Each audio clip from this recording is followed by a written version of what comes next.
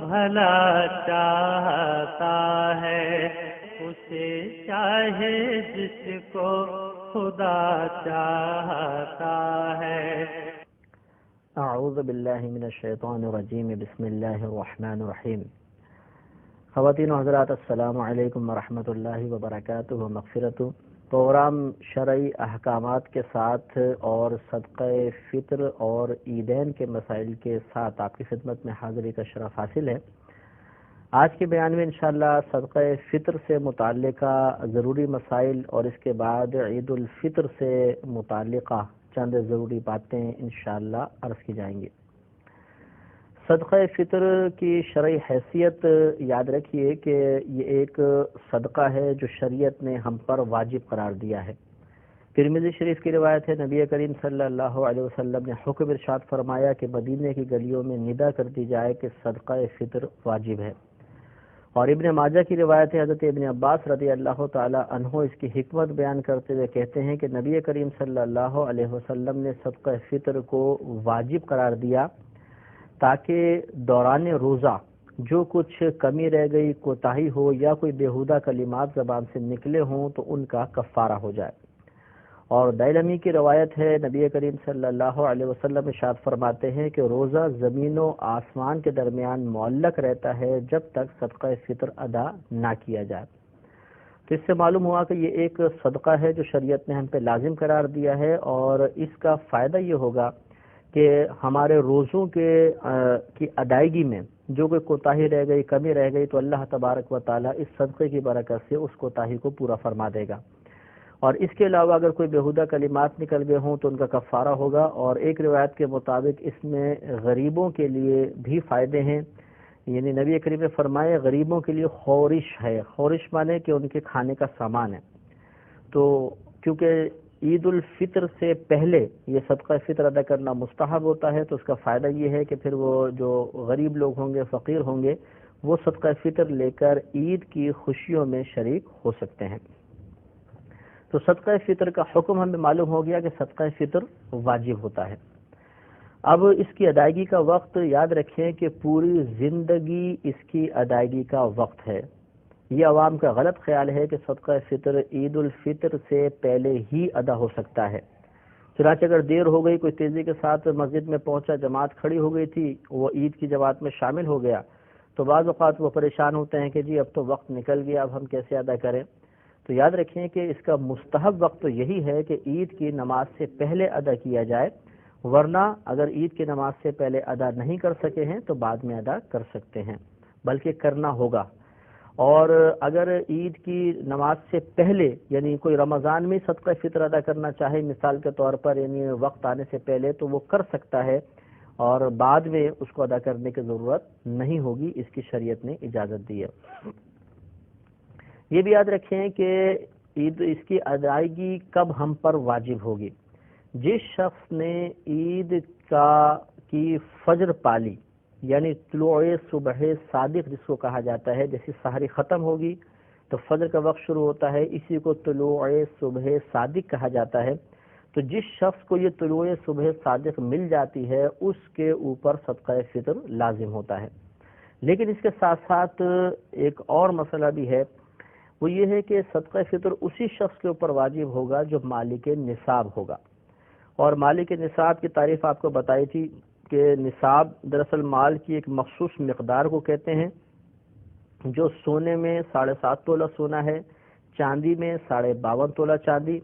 اگر روپیہ ہے تو اتنا کہ کم از کم اس سے آپ 52.5 تولہ چاندی خرید سکتے ہوں، یعنی تقریباً 9,500 10,000 روپے،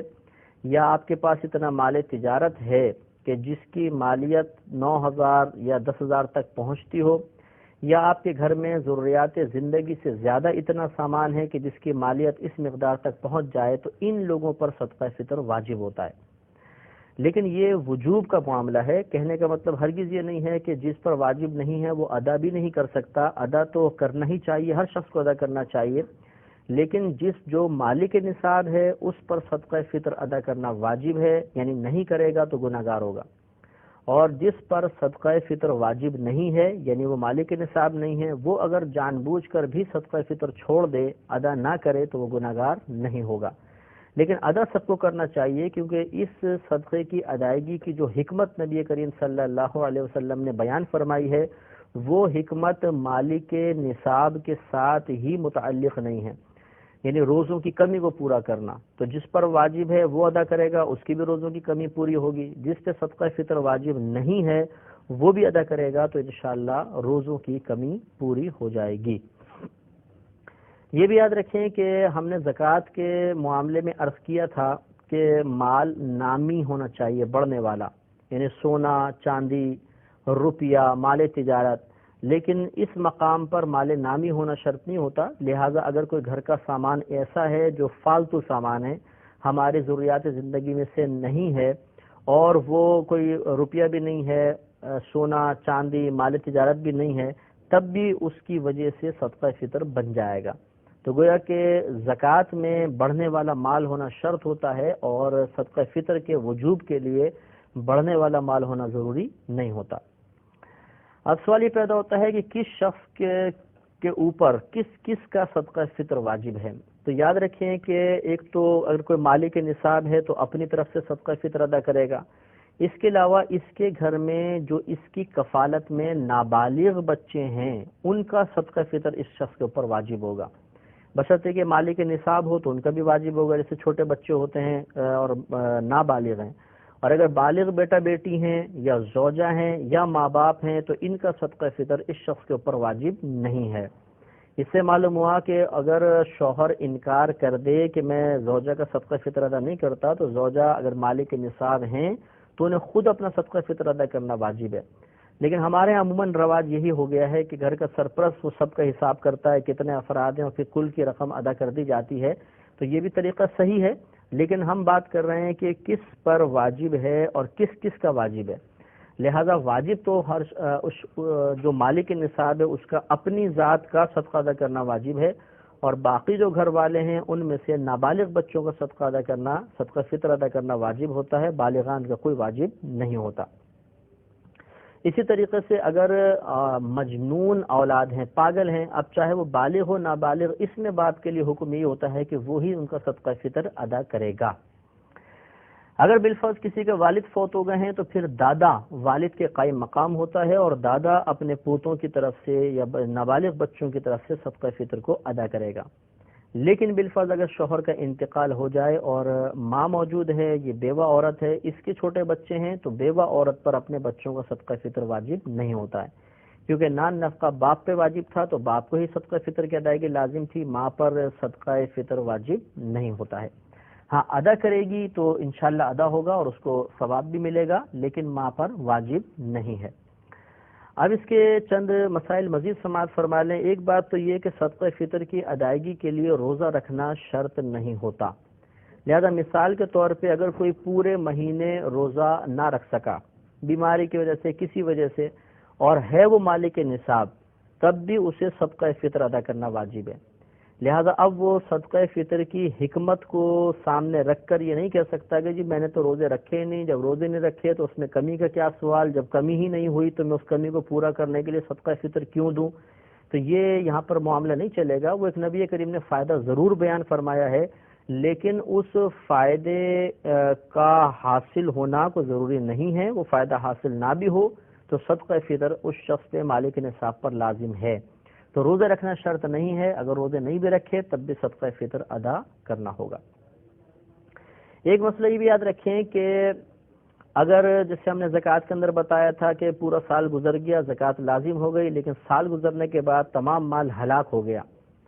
تو زکوٰۃ ساقط ہو جاتی ہے، معاف ہو جاتی ہے، لیکن صدقہ فطر میں ایسا نہیں ہوتا۔ جس نے عید کے دن کی صبح صادق پائی، اس کے بعد اگرچہ اس کا مال ہلاک ہو گیا، اس پر صدقہ فطر لازم ہے، ابھی ادا کرے ٹھیک، ورنہ پوری زندگی میں جب کبھی موقع ملے اس کو ادا کر سکتا ہے۔ اب صدقہ فطر کی مقدار یاد رکھیے کہ آپ گھر میں جو بھی آٹا کھاتے ہیں اس کے 2 کلو 50 گرام آٹے کی قیمت یہ صدقہ فطر کی مقدار ہے۔ یا تو آپ 2 کلو 50 گرام آٹا تول کر وہ کسی فقیر کو دے دیں تب بھی ٹھیک ہے، یا اس کی قیمت کا حساب کر لیں۔ مثال کے طور پر آپ 10 روپے کلو والا آٹا کھاتے ہیں تو تقریباً 25 روپے بن جائیں گے، یا احتیاطاً آپ تھوڑا سا بڑھا کر 30 روپے آپ ادا کر دیں تو انشاءاللہ آپ کا صدقہ فطر ادا ہو جائے گا۔ یہ بعض اوقات ایک فکس ریٹ اخبار میں دے دیا جاتا ہے کہ اس سال گورنمنٹ نے صدقہ فطر کی مقدار 30 روپے مقرر کی ہے، تو یہ حقیقتاً مطلب یہ کہ یہ کوئی شرعی طریقہ نہیں ہوتا۔ بہرحال اگر احتیاط کے ساتھ نکالا جائے تو اس میں حرج بھی نہیں ہے، لیکن آپ کو ضرور دیکھنا ہوگا۔ مثال کے طور پہ آپ گھر میں آٹا کھاتے ہیں 20 روپے کلو والا، اب اس کے 2 کلو 50 گرام آٹے کی قیمت تقریباً 45 روپے بنے گی، اور گورنمنٹ نے یہ کہہ دیا کہ 30 روپے اس دفعہ صدقہ فطر کی مقدار ہے، تو لازم بات ہے کہ آپ کا صدقہ فطر ادا نہیں ہوا۔ اس لیے یہ ضرور ایک دفعہ مزید غور کر لیں کہ کیا جو 30 روپے یا 25 روپے اخبار میں ریٹ لکھے ہیں، میرے گھر میں کھایا جانے والا آٹا اور اس کی 2 کلو 50 گرام کی مقدار اس کے تحت آتی ہے یا نہیں۔ اگر آتی ہے تو صدقہ فطر ادا ہوگا، ورنہ نہیں ہوگا۔ یہ ضرور آپ اچھی طرح ذہن میں رکھیں۔ آخر میں اس کے مصارف کے صدقہ فطر آپ کس مقام پہ ادا کر سکتے ہیں اور کہاں پر نہیں، تو یاد رکھیے کہ جہاں پر زکوٰۃ دی جا سکتی ہے وہیں پر صدقہ فطر بھی دے سکتے ہیں، جہاں پر زکوٰۃ نہیں دے سکتے وہاں صدقہ فطر بھی ادا نہیں کر سکتے۔ لہٰذا اپنے رشتہ داروں میں اگر دینا چاہیں تو پہلے غور کر لیجئے گا کہ وہ آپ کی ماں باپ، دادا دادی، نانا نانی نہ ہوں، بیٹا بیٹی، پوتا پوتی، نواسے نواسی بھی نہ ہوں، شوہر بیوی کو، بیوی شوہر کو نہیں دے سکتا، اس کے علاوہ کوئی خاندان میں سید ہوں تو ان کو نہیں دے سکتے، اس کے علاوہ خاندان میں جو کوئی ہیں، بہن ہیں، بھائی ہیں، ماموں مانی، ماموں وغیرہ، یہ وہ اگر مستحق ہیں اور مالک نصاب نہیں ہیں تو آپ انہیں صدقہ فطر دے سکتے ہیں، انشاءاللہ آپ کو بہت ہی ثواب حاصل ہوگا۔ بلکہ یاد رکھیں کہ اپنے قریبی رشتہ داروں کو دینا سب سے افضل اور اولیٰ ہوتا ہے، ان کی پہلے مدد کرنی چاہیے۔ اس کے علاوہ جیسے زکوٰۃ میں مالک بنانا شرط ہوتا ہے، اس میں بھی مالک بنانا شرط ہے، لہذا صدقہ فطر براہ راست کسی مسجد وغیرہ میں نہیں لگا سکتے، کسی کو مالک ہی بنانا ہوگا۔ تو یہ کچھ صدقہ فطر کے مسائل تھے ضروری جو آپ کی خدمت میں عرض کیے۔ اب ہم عید سے متعلق چند باتیں آپ کی خدمت میں عرض کرتے ہیں۔ یاد رکھیں کہ ایک رات کہلاتی ہے چاند رات، اس سے اگلے دن عید کا دن ہوتا ہے۔ نبی کریم صلی اللہ علیہ وسلم نے ارشاد فرمایا کہ جو اس چاند رات میں اللہ کی عبادت کرے تو اس دن، جس دن لوگوں کے قلوب مر جائیں گے، اس کا دل زندہ ہوگا۔ مطلب کہنے کا یہ ہے کہ چاند رات کو اگر کوئی شخص عبادت کرے گا تو بروز قیامت جب کہ سب کے قلوب انتہائی پریشانی اور نفس نفسی کے عالم میں ہوں گے، وہاں پر اللہ تعالیٰ اس کو قلبی اطمینان عطا فرمائے گا اور پریشانیوں سے محفوظ فرمائے گا۔ اب ہمارے ہاں عموماً چاند رات کا تصور ہوتا ہے مارکیٹس میں جانا اور خریداری کرنا، روڈوں سے باہر نکلنا، اور اس رات کو ہم عموماً آزادی کی رات تصور کرتے ہیں کہ پورے رمضان میں انتہائی پابندیاں تھیں اور اب یہ رات آزادی کی آ گئی اور اگلا دن بھی آزادی کا ہوگا، تو عموماً ہم اس کو غلط طریقے سے اس رات کو گزارنے کی کوشش کرتے ہیں۔ ایسا ہرگز نہیں ہونا چاہیے۔ ایک مسئلہ یہ بھی یاد رکھیے کہ عید کے دن ہمیں خصوصی طور پر نبی کریم صلی اللہ علیہ وسلم کی سنت کی نیت سے اہتمام کرنا چاہیے۔ لہذا یہ سنت کریمہ ہے کہ عید کے دن جسم کی صفائی وغیرہ کرنا، سر بال وغیرہ بنوانا، ناخن کاٹنا، اس کے علاوہ غسل کرنا، نئے کپڑے میسر ہوں تو نئے ورنہ پرانے کپڑے دھو کر پہننا، اس کے علاوہ اچھی طرح عطر وغیرہ ملنا، سرما لگانا اس دن خاص طور پہ سنت ہے، مسواک وغیرہ کرنا، اور یہ نبی کریم صلی اللہ علیہ وسلم کی عادت کریمہ تھی کہ آپ ایک راستے سے عیدگاہ میں جاتے تھے اور دوسرے راستے سے واپس آتے تھے۔ لہٰذا ہمیں بھی یہ کوشش کرنی چاہیے کہ ایک راستے سے جائیں اور جب واپس آئیں تو راستہ بدل لیں، کسی اور راستے سے آئیں، تو یہ سنت کریمہ پر عمل کی سعادت حاصل ہوگی۔ اس کے علاوہ ہمارے نبی کریم صلی اللہ علیہ وسلم جب عیدگاہ کی طرف جاتے تھے تو پیدل تشریف لے جاتے تھے، سواری پر نہیں جاتے تھے۔ لہذا اگر ہماری مسجد یا عیدگاہ وغیرہ قریب ہے اور پیدل جانا ممکن ہو تو پھر پیدل ہی جانا چاہیے۔ ہاں اگر فاصلے پر کہیں دور جا کے ہم نے نماز ادا کرنی ہے تو وہ الگ مسئلہ ہے، پھر ہم سواری پہ جا سکتے ہیں، لیکن قریب ہو تو بہرحال پیدل جانا ہی سنت کریمہ ہوتا ہے۔ اگر عید الفطر ہے، یعنی جس کو ہم رمضان کے بعد والی میٹھی عید کہلاتی ہے، اس میں جب آپ عیدگاہ کے لیے جائیں تو جانے سے پہلے طاق عدد میں کھجوریں کھانا سنت کریمہ ہے،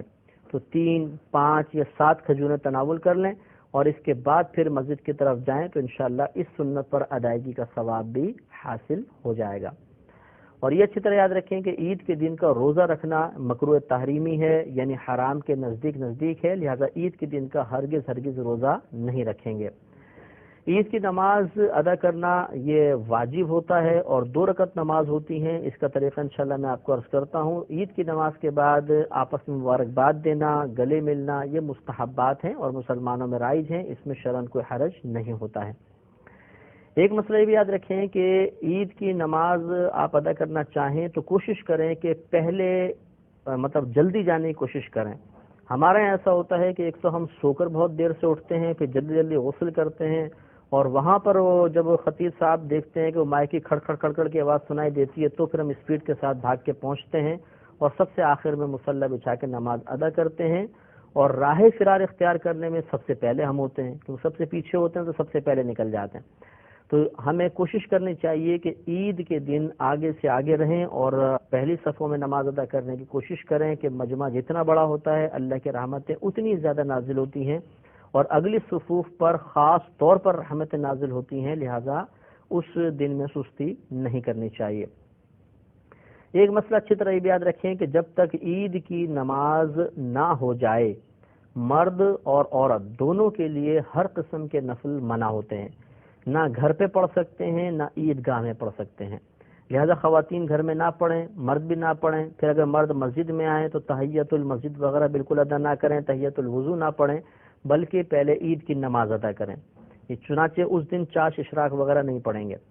یعنی عید کی نماز سے پہلے۔ پھر اس کے بعد جب عید کی نماز ہو جائے تو پھر بھی مردوں کے لیے سنت یہی ہے کہ وہ عید گاہ میں یا مسجد میں ہی نماز ادا نہ کریں، بلکہ اپنے گھر جا کر اگر چاہیں تو پھر چاش اشراق وغیرہ ادا کریں۔ اور جو گھر کی مسلمان بہنیں ہیں وہ بھی مردوں کی جماعت کا انتظار کریں، قریب ترین مسجد میں جب جماعت ہو جائے اس کے بعد وہ گھر پر اپنے نوافل وغیرہ ادا کر سکتی ہیں، اس سے پہلے ادا نہ کریں۔ اب عید کی نماز 2 رکعت ہوتی ہے اور یہ 2 رکعت ادا کرنا واجب ہوتا ہے۔ خواتین پر یہ نماز واجب نہیں ہے، مسافر پر بھی واجب نہیں ہوتی ہے، مریض پر، بیمار پر، اپاہج شخص پر،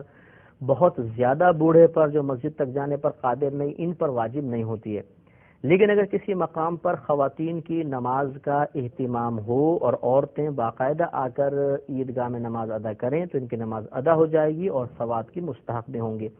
لیکن ان کے لیے افضل یہ ہوتا ہے کہ اپنے گھر پر اس دن میں نوافل ادا کریں، یہ عید کی نماز کے لیے نہ آئیں، یہ افضل ہے۔ اور ہاں اگر پردے میں آ سکتی ہیں، فتنہ وغیرہ کا اندیشہ نہیں ہے اور پھر یہ جماعت میں شامل ہوتی ہیں تو بہرحال جماعت میں شامل ہو سکتی ہیں اور ثواب کے مستحق بھی ہوں گے،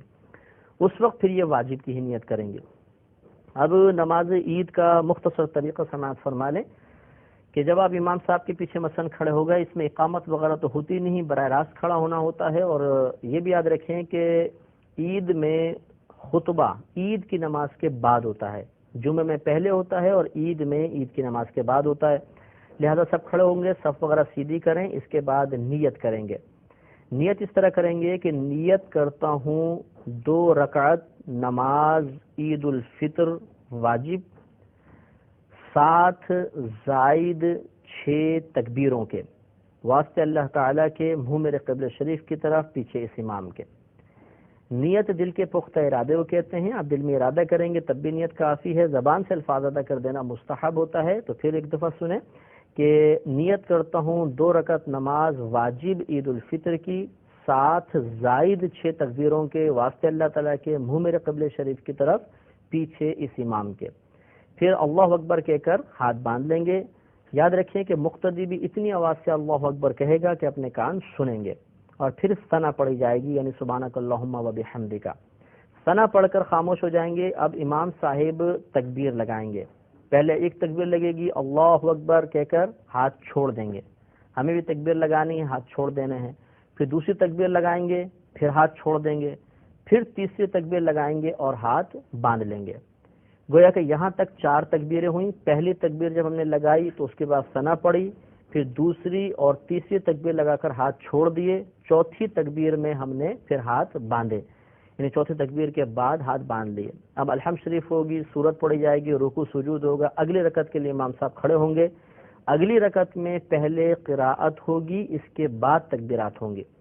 اب امام صاحب قراءت کریں گے، الحمد پڑھی، سورت پڑھی، اب 3 لگاتار تکبیریں ہوں گی اور ان تینوں تکبیروں میں کانوں تک ہاتھ اٹھا کر چھوڑ دینا ہے، رکوع میں نہیں جانا. تو اللہ اکبر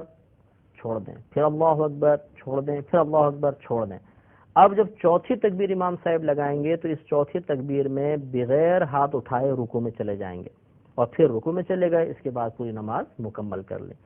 تو اسی لیے ہم نے نیت میں یہ الفاظ ہم ادا کرتے ہیں کہ 7 زائد 6 تکبیروں کے، اس میں 6 تکبیریں زائد لگتی ہیں. چنانچہ پھر ایک دفعہ سماعت فرمائیں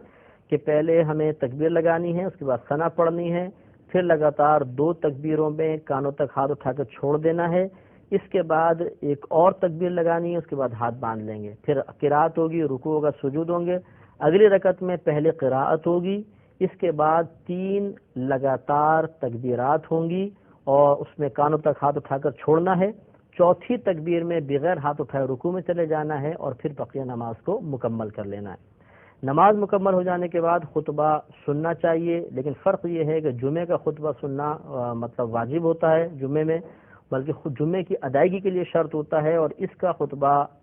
ادائیگی کے لیے شرط نہیں ہوتا. اگر کسی نے خطبہ نہیں بھی پڑھا تو عید کی نماز ہو جائے گی. بہرحال خطبہ خوب غور سے سنیں اور اس کے بعد پھر آپس میں مصافحہ وغیرہ کریں، گلے ملیں اور اپنے گھر پہ واپس تشریف لے آئیں. تو یہ صدقہ فطر اور عیدین سے متعلق چند ضروری مسائل تھے. اللہ تبارک و تعالیٰ سے دعا ہے کہ رب کریم ہمیں ان تمام مسائل کو ذہن میں محفوظ رکھنے